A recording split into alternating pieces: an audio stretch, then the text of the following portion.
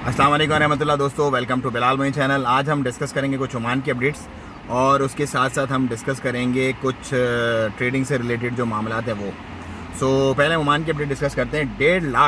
15 lakh vehicles जो हैं वो रजिस्टर्ड हैं ओमान में। NCSI का जो एक सर्वे रिपोर्ट आई है उसके मुताबिक ये इंडिया दिया गया है कि 15 लाख रजिस्टर्ड व्हीकल्स हैं इस वक्त ओमान के अंदर जो घूम फिर रही हैं, चल रही हैं। ये वो तमाम व्हीकल्स हैं जिनका डेटा NCSI के पास मौजूद है, क्योंकि आपको पता है यहाँ पे बहुत ही सिंपल है, बहुत ही आसान तरीक़ाकार है।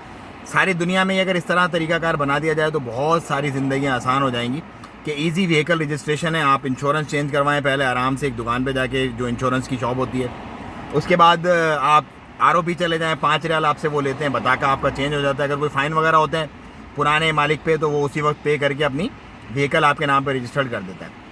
उसके बाद एक बहुत इंपॉर्टेंट बात, शशि थरूर जो एक पॉलिटिशियन है और एक आप कह लें कि इन्फ्लुएंशियल और एक बहुत ही ज़्यादा, मतलब मैं तो उन्हें बहुत लाइक करता हूँ, हालांकि वो इंडियन है बट आई लाइक इट। कुछ इस तरह के लोग होते हैं इस दुनिया में कि उनको आपको रिगार्ड करना ही पड़ता है, जो बहुत इंटेलेक्चुअल होते हैं और बहुत अच्छी बात करते हैं। तो he is one of them.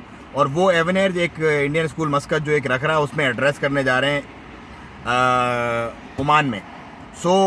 ये I love to attend, if somebody watching me from Indian school, I love to participate in that webinar.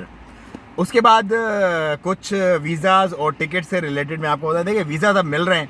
Visas का ऐसा कोई इशू नहीं है। जिन लोगों के पास मादुनिया हैं ऑलरेडी पड़े हुए, उन लोगों को वीज़ा इशू हो रहे हैं और फैमिली वीज़ाज़ भी इशू हो रहे हैं। फैमिली वीज़ाज़ का भी अब कोई रिस्ट्रिक्शंस नहीं है सच। और जो कंपनीज़ जो फ़्लाइट के जो रेट्स हैं वो हाई चले गए थे, क्योंकि ये छुट्टियां थी ईद की, हॉलीडेज़ वगैरह की वजह से। अब दोबारा से वो नॉर्मल आ गए। लेकिन मैं ये रेकमेंड करूँगा आपको, अगर 1 महीने के बाद जाना है तो आप 1 महीना पहले कम से कम अपनी बुकिंग्स वगैरह करवा लें। उससे क्या होगा, क्या एक तो आपको ऑप्शंस मिल जाएंगे कि आपने कब बुक करवानी है, कौन सी डेट में आपको बारे में मिल रही है, सस्ती टिकट मिल रही है। दूसरा नंबर ये होगा कि चॉइसेस बहुत सारी होती हैं। जब आप एंड टाइम पे कराते हैं तो फिर जिसकी मिल रही होती है उसी करवा के बंदे को निकलना पड़ता है। अदान हो रही है, मैं आपसे फिर बात करता हूँ एक मिनट।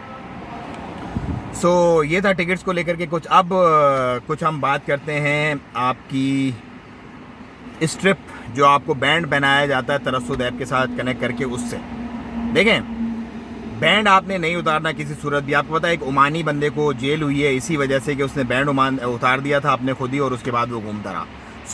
बहुत स्ट्रिक्ट एक्शंस ले रही है सुप्रीम कमेटी इस रिगार्ड में।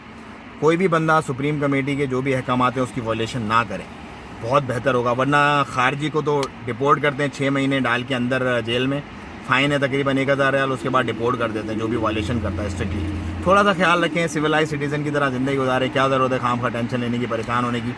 वक्त है, गुजर जाएगा, आहिस्ता आहिस्ता चीज़ें खुल रही हैं। अल्लाह के हुक्म से सारे मामला सही हो जाएंगे।